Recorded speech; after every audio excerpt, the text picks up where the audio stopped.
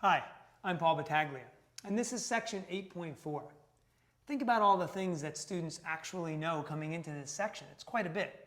They've seen how to work with the nth term test, geometric series, p-series, and now recently they've seen the integral test.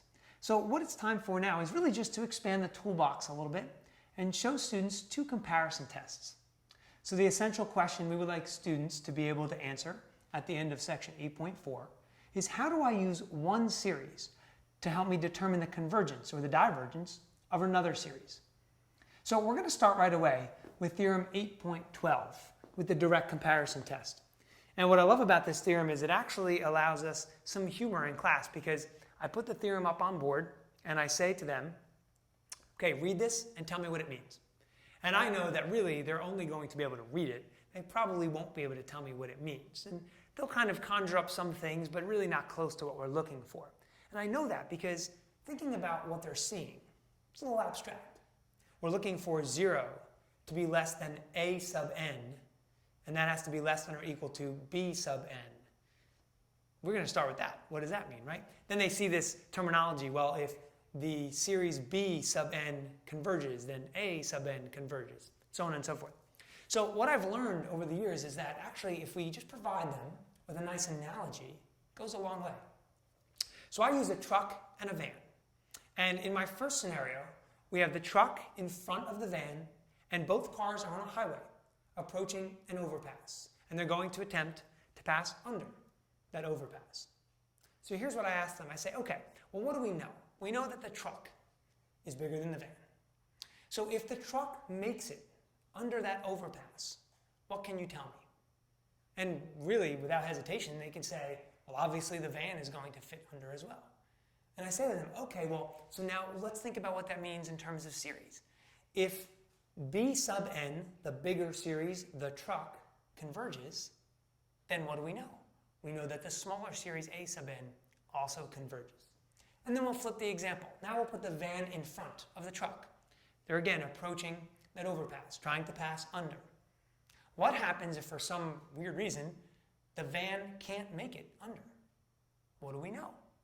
Again, without hesitation, they can tell me, well, if the van, the smaller van, couldn't make it under, surely that truck's not going to make it under as well. Okay, what does that tell us? Well, if series A sub n diverges, series B sub n has to diverge as well. And all of a sudden, you see the light bulb, that aha moment. I think we understand. I think we're ready for some examples. So let's do that. Example 1 does a great job of showing students how we have to compare two series. And it shows them how we have to pick a nice proper series to compare. So we start with 1 over 2 plus 3 to the n. And students have to determine the convergence of this series.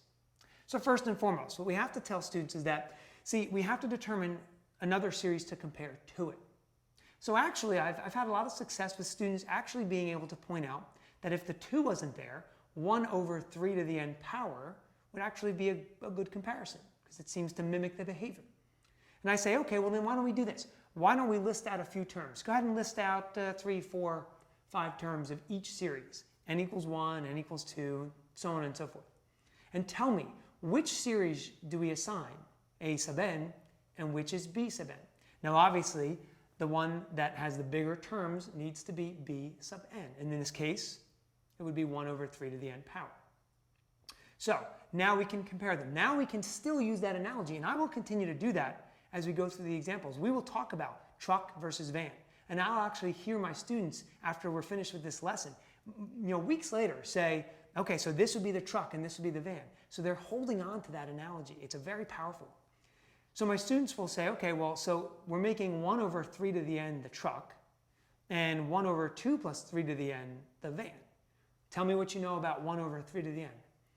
Someone usually says, that looks an awful lot like a series we've seen before. Wait a minute, isn't that geometric? Yes, it is. What do we know about geometric series?